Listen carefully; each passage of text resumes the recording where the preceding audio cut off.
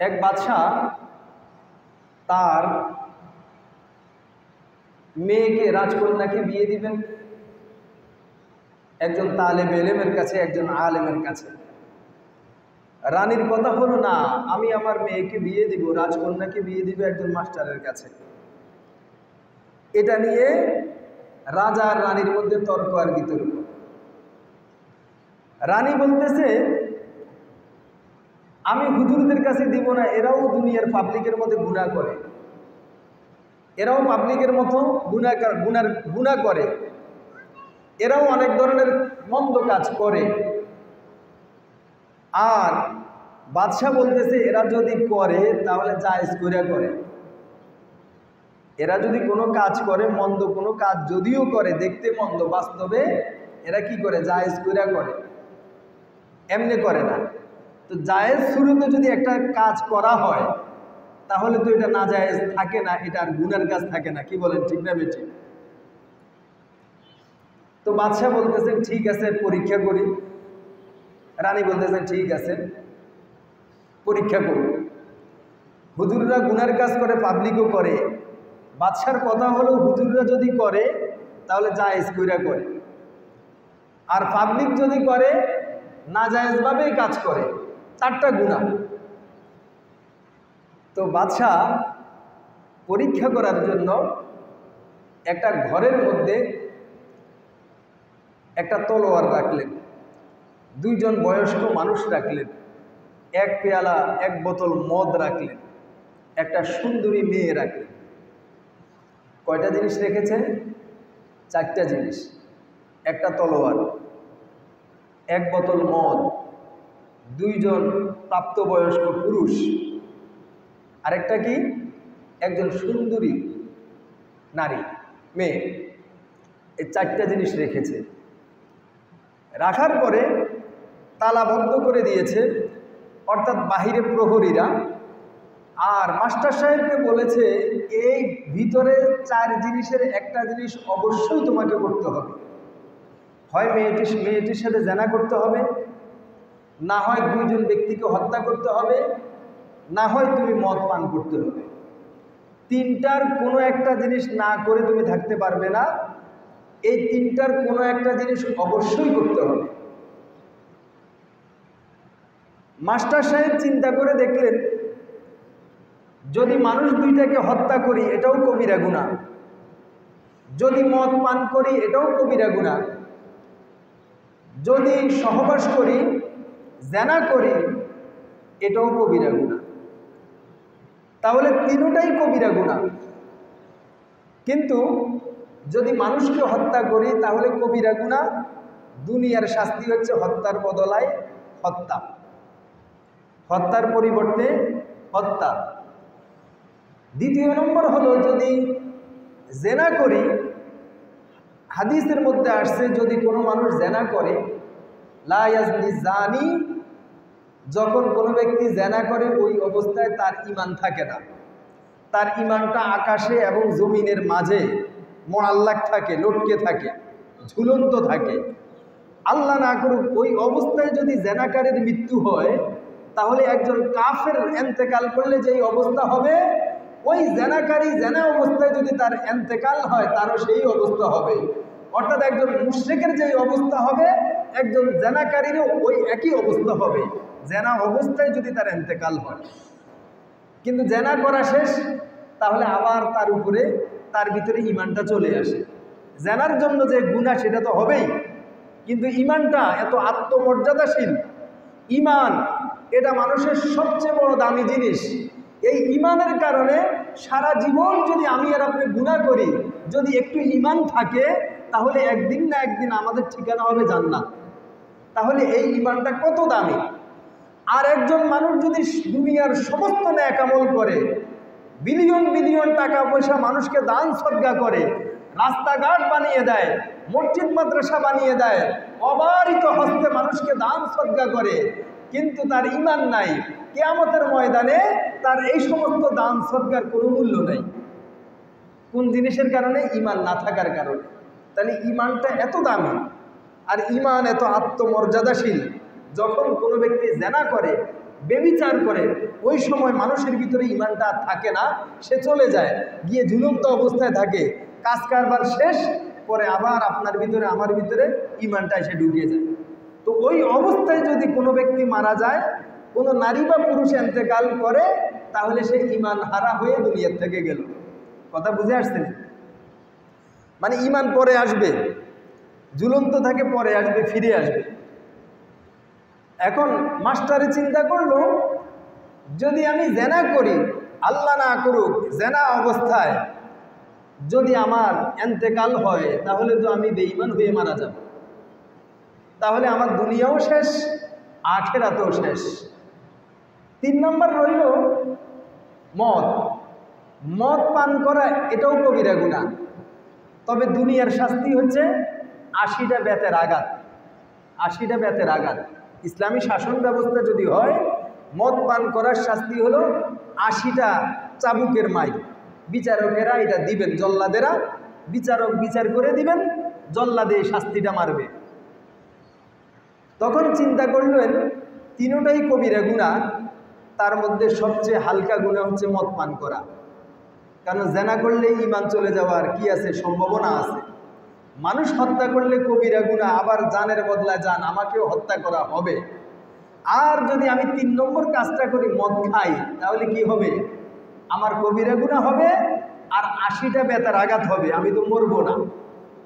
কিন্তু 3 কাজের 3টার যে কোনো একটা তো করতেই হবে, না করে কি নাই, কথা বলে না, উপায় নেই। এজন্য অনেকক্ষণ চিন্তা ভাবনা করলেন, করার পরে সিদ্ধান্ত নিলেন আমি মদে পান করি। মানুষ হত্যা করা এটা জঘন্য, জেনা করা এটা আরো জঘন্য, হালকা যেটা সেটার নাম হলো কি, মদ। এজন্য সে গড়গড় করে মদ পান করল। মদ যখন পান করেছে, তখন তো তার মধ্যে পাগলামি শুরু হয়ে গেছে, মাতলামি শুরু হয়ে গেছে। এই পাগলামির কারণে তার মনের মধ্যে আকাঙ্ক্ষা জাগ্রত হলো যে আমার সামনে এত সুন্দরী একজন নারী, এত সুন্দর একজন মেয়ে, তাকে আমি ভোগ না করে কিভাবে থাকতে পারি। আর যদি তাকে ভোগ করতে যাই, তাহলে এই 2 জন বুড়া, 2 জন মুরব্বী, 2 জন প্রাপ্তবয়স্ক মানুষ, তাদের সামনে কিভাবে করি। সুতরাং তলোয়ার তো রাখাই আছে, এজন্য তলোয়ারটা নিয়ে তাদের 2 জনকে হত্যা করে ফেললো। এরপরে সে জেনা করলো। তো সবচেয়ে যে হালকা কাজ করেছে, এই হালকা কাজ করার মাধ্যমে সে বড় বড় আরো 2টা গুনার মধ্যে লিপ্ত হয়ে গেল। ওই 2 মুরব্বীকে হত্যা করছে, যেহেতু ওনারা দেখে ফেলবে, ওনাদের সামনে তো আর কি আসবে না, আবেগ আসবে না, প্রেম ভালোবাসা আসবে না। এজন্য আগে 2 জনকে হত্যা করে পরে জেনার মধ্যে লিপ্ত হয়েছে। আর আল্লাহর রাসূল বলেছেন, জান্নাতে প্রবেশ করবে না মুদমিনু খামরিন, যারা দুনিয়াতে নেশা করবে, নেশাগ্রস্ত হবে, চাই সেটা মদ হোক, ইয়াবা হোক, ট্যাবলেট হোক, যে কোনো নেশা আওয়ার বস্তু, যেটা নেশা করে এমন কোনো বস্তু যদি কোনো মুসলমান খায়, পান করে, সেবন করে অথবা ইনজেকশন নিয়ে নেয়, সে জান্নাতের গ্যারান্টি পাবে না। মুদমিনু খামরিন, যে ব্যক্তি মদ খায় সে কখনো জান্নাতে যেতে পারবে না। এটা এত বড় মারাত্মক গুনাহ। এজন্য সারা পৃথিবীর ইহুদি খ্রিস্টানরা তারা চেষ্টা করে মুসলিম রাষ্ট্রগুলোর মধ্যে অবাধে যেন মদ নিশা আওয়ার বস্তু যেন ঢুকিয়ে দিতে পারে। এজন্য সারা পৃথিবীর অমুসলিমেরা এই চেষ্টাটা করে। আমরা তো মনে করি অমুসলিমরা এরা মুসলমানের বন্ধু, মুসলমানদের বন্ধু না। দেখেন কাতার আমেরিকার বন্ধু, কাতার কার বন্ধু? আমেরিকার বন্ধু, ওই সুবাদে ইসরায়েলেরও বন্ধু। কিভাবে কাতারের উপর হামলা করে বসছে, মাত্র 6 ঘন্টার ভিতরে 6টা মুসলিম রাষ্ট্রের মধ্যে ইসরায়েল হামলা করছে। কাতারে করছে, সিরিয়াতে করছে, ইয়ামানে করছে, ফিলিস্তিনে করছে, এরপরে তিউনিশিয়া, এটাও আমাদের একটা মুসলিম রাষ্ট্র। এই তিউনিশিয়ার উপকূলে হামলা করছে। সন্দেহভাজন কে জানে সেখানে আছে এই কথা বলে। মাত্র 80 লক্ষের মতো ইহুদি সারা পৃথিবীটাকে কাঁপাচ্ছে, কাঁপিয়ে দিচ্ছে। অথচ আল্লাহ পাক সমস্ত সম্পদ সব কিছু আমাদের মুসলমানদেরকে দিয়েছে। মুসলমানদেরকে ছাড়া পৃথিবী অচল। হুরমুজ প্রণালী যদি আমরা বন্ধ করে দিই তাহলে পৃথিবী অচল। সুয়েজ খাল যদি আমরা বন্ধ করে দিই পৃথিবী অচল। তেল যদি আমরা বন্ধ করে দিই, পৃথিবী অচল। স্বর্ণ যদি আমরা বন্ধ করে দিই, পৃথিবীর ব্যবসা বাণিজ্য অচল। সব কিছু আল্লাহ পাক মুসলমানদেরকে দিয়েছেন। মুসলমানদের কিসের অভাব? ইমানি শক্তির অভাব। ইমানি শক্তির অভাব। যদি আবার আমরা ঘুরে দাঁড়াই যে আমরা মুসলমান, যদি মরি তাহলে শহীদ, আর যদি বেঁচে থাকি আমরা গাজী, সারা পৃথিবীর অমুসলিমেরা আমাদের পায়ের নিচে সেজদা করতে, আমাদের সামনে মাথা নত করতে বাধ্য হবে। শুধু এই অনুভূতিটা আমাদের মধ্যে একটু জাগ্রত করতে হবে। তো যারা মাদক সেবন করবে এরা জান্নাতের গ্রাণও পাবে না। কিন্তু আল্লাহ পাক রব্বুল আলামিন এজন্য যে আমাদেরকে মাহরুম করবেন তা না। আল্লাহ পাক বলেছেন তোমরা জান্নাতে আসো, জান্নাতে কি ধরনের মদ পান করবা, মদের নহর, শরাবের নহর, সব কিছু আমি জান্নাতের মধ্যে দিয়ে রাখছি, তোমরা এখানে সব কিছু খাইবা। শুধু দুনিয়াতে নিষিদ্ধ, জান্নাতের মধ্যে মদ নিষেধ না। তখন আল্লাহ আমাদের জন্য উন্মুক্ত করে দিবেন, আমরা যা ইচ্ছা মনে যা আসবে তাই করতে পারবো। তো এজন্য মাদক যদি মুসলিম যুবকদেরকে খাইয়ে দেওয়া যায়, ইমানি শক্তি হ্রাস হয়ে যাবে, ইমানি শক্তি থাকবে না। মোবাইলের মধ্যে যদি মুসলিম যুবকদেরকে আসক্ত করা যায়, ইমানি শক্তি আর থাকবে না। বিভিন্ন ধরনের ফেজের মধ্যে যদি বিভিন্ন যে বর্তমানে আসছে সমকামিতা, এই সমস্ত বিষয়ে যদি মুসলিম যুবকদেরকে একটু ধাবিত করে দেওয়া যায়, ইমানি শক্তি আর থাকবে না। এজন্য অমুসলিমদের সবচেয়ে বড় হাতিয়ার হলো এটা যে কিভাবে মুসলিম রাষ্ট্রগুলোর মধ্যে মাদককে আরো সহজলভ্য করতে পারে, কিভাবে সমকামিতাকে আরো সহজলভ্য করে দিবে। এজন্য তারা ফিকির করতেছে। এই ফিকিরের মাধ্যমে মুসলিম যুব সমাজকে তারা ধ্বংস করার পায় তারা করতেছে। এখন মাস্টার সাহেবে কি করছে, সবচেয়ে হালকা যেটা মদ, এটা তো হালকাটা পান করছে। পান করে এক পর্যায়ে দুইজন মানুষকে হত্যা করলো। আবার কি করছে, ওই জেনা করা নাজায়েজ, হারাম, ইমান থাকবে না, ওই জেনাটাও শেষ পর্যন্ত করে বসছে। পরবর্তীতে বাদশাহ বলল এর তো পরীক্ষা শেষ। এরপরে একজন হুজুরকে এক রুমের মধ্যে দিল, সেখানে একটা তলোয়ার রাখা হয়েছে। কি রাখা হয়েছে জোরে বলেন? একটা তলোয়ার। দুইজন প্রাপ্তবয়স্ক মানুষ, একটা মদের পেয়ালা, একজন সুন্দরী নারী। আবার বলেন, একটা তলোয়ার, এরপরে দুইজন প্রাপ্তবয়স্ক মানুষ, এরপরে এক পেয়ালা মদ, এরপরে একজন সুন্দরী নারী। চার জিনিস রেখে তাকে ভিতরে ঢুকিয়ে দেওয়া হলো। বলা হলো এখানের এই তিন জিনিসের কোনো একটা অবশ্যই তোমাকে করতে হবে। হয় দুইজন বৃদ্ধ মানুষ, বয়স্ক মানুষ, এদেরকে হত্যা করতে হবে, না হয় মদ পান করতে হবে, না হয় জানা করতে হবে। এই মেয়ের সাথে কি করতে হবে? মিলিত হতে হবে। এই তিনটার কোনো একটা কাজ না করে তুমি বের হতে পারবা। এখন হুজুরে চিন্তা করলো মানুষ হত্যা করা এটাও গুনাহ, জেনা করা এটাও গুনাহ, মদ পান করা এটাও গুনাহ, তিনটাই মারাত্মক। এখন আমাকে করতে হবে এমনভাবে যেন গুনাহ না হয়, গুনাহ না হয় এমন ব্যবস্থা করতে হবে। অনেকক্ষণ চিন্তা ভাবনা করে হুজুরে তলোয়ারটা হাতে নিল। তলোয়ারটা হাতে নিয়ে ফট করে গিয়ে মেয়েটার গলার মধ্যে ধরল যে দুইজন প্রাপ্তবয়স্ক লোক সাক্ষী আছে, আমি তোমাকে বিয়ে করলাম, বলো কবুল। কবুল যদি না বলো এখনো টান দিব। এখন মেয়ে তো ভয়ে ভয়ে বলতেছে কবুল কবুল কবুল, 100 বার কবুল। এখন বিয়ে হয়ে গেছে কি হয় নাই বলেন? বিয়ে তো হয়ে গেছে। বিয়ের মধ্যে খুতবা এটা সেটা, সেটা হলো সুন্নত, অন্য বিষয়। আসল বিষয় হলো দুইজন প্রাপ্তবয়স্ক মানুষের সামনে কেউ যদি কোনো মেয়েকে, কোনো নারীকে বলে আমি তোমাকে বিয়ে করলাম, সে যদি বলে এই সাক্ষীদের সামনে, সে যদি বলে আমি কবুল করলাম, তাহলে বিয়ে হয়ে যায়। বিয়ে হয় কি হয় না? বিয়ে হয়ে যায়। এখন সর্বপ্রথম সে বুদ্ধি করছে যে আমি কিভাবে এটাকে করব, জায়েজ সুরতে, না জায়েজ কোনো সুরত, গুনাহ হয় এমন কোনো পদ্ধতি আমাকে অবলম্বন করা যাবে না। এজন্য তলোয়ারটা নিয়ে মেয়েকে ধরলেন, আমি তোমাকে বিয়ে করলাম, দুইজন ব্যক্তি সাক্ষী আছে, বলো কবুল না হয় টান দিব। মেয়ে বলতেছে কবুল কবুল, 100 বার কবুল। এখন বলেন বিয়ে হয়ে গেছে কি হয় নাই? বলেন, বিয়ে তো হয়ে গেছে। এজন্য 3 কাজের একটা কাজ তো এখন হয়ে যাবে।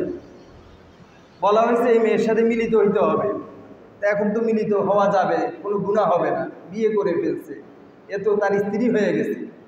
এজন্য বলছেন দুজন মুরব্বী চলে যান বাহিরে। মুরব্বীদেরকে বাহিরে বের করে দিয়ে হুজুর সেখানে লিপ্ত হয়ে গেলেন। এখন বলেন এটা গুনার কাজ হচ্ছে না এটা সওয়াবের কাজ? জোরে বলেন, সওয়াবের কাজ।